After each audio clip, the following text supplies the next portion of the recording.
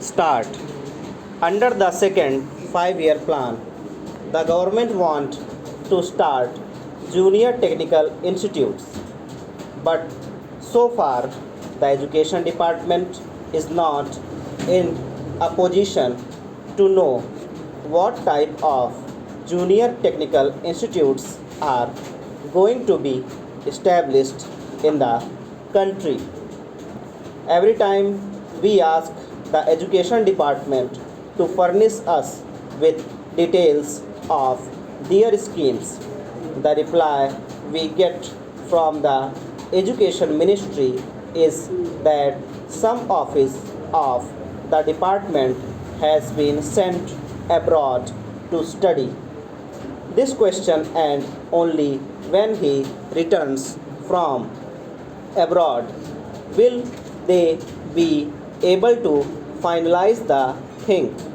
An officer of the education department has been sent to study these institutions in France.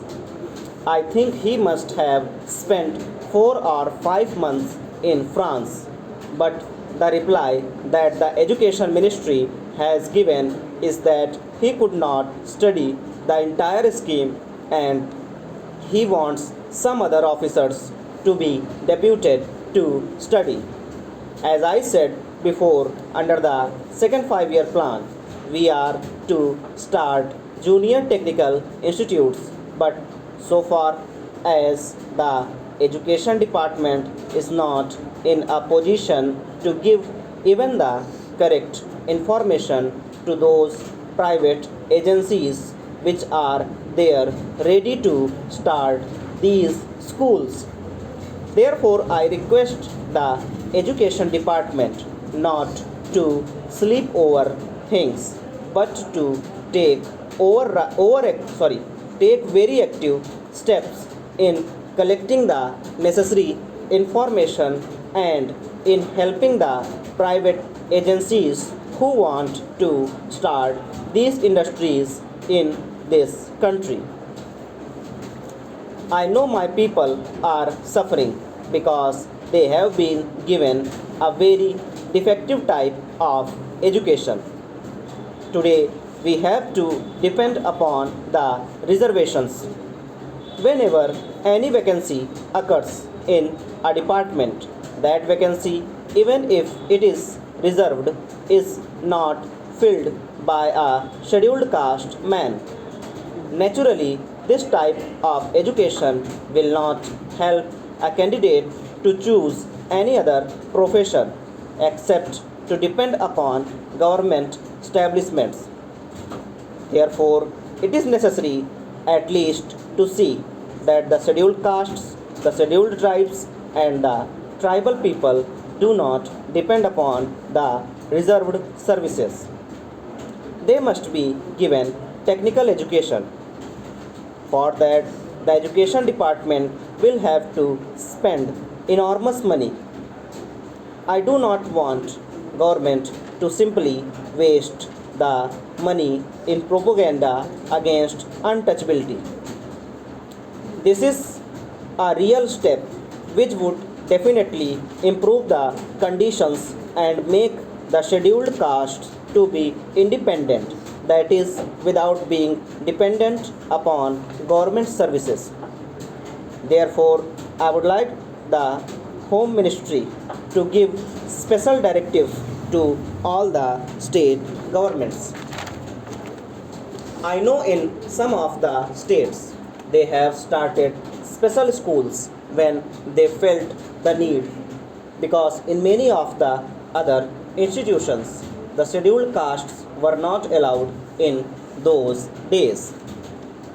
At that time, there were many states which had started special schools to cater to the needs of the scheduled castes.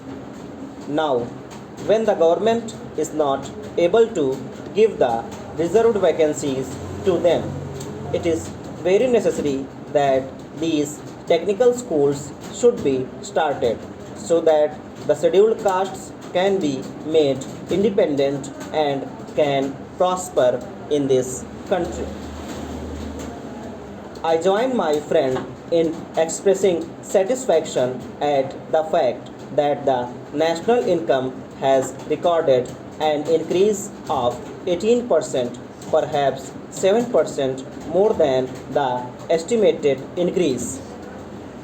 But I do not find evidence of this in any appreciable increase in the standard of living in the villages.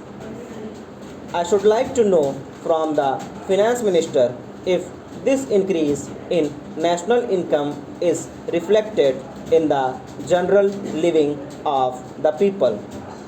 Have they tried to find it out either by any sample survey or by any other method? We should know whether the benefit has reached the common man. As far as I am concerned, my own experience is that unemployment in the rural areas continues to be as high as it was before. If it has not recorded any increase, one way by which we can gauge this is by the number of persons crowding round public servants or public men for some sort of recommendations to secure jobs. In urban areas, the extent of unemployment is judged by the registrations in the employment exchanges. I do not suppose there is any such device for the rural areas, and I think our experience can be depended upon to some extent for finding out the extent of unemployment. This leads to me feel that even though there is an increase in national wealth, the benefit is not going to the common man. Therefore, I feel that we should bring about a very drastic change in the property relations.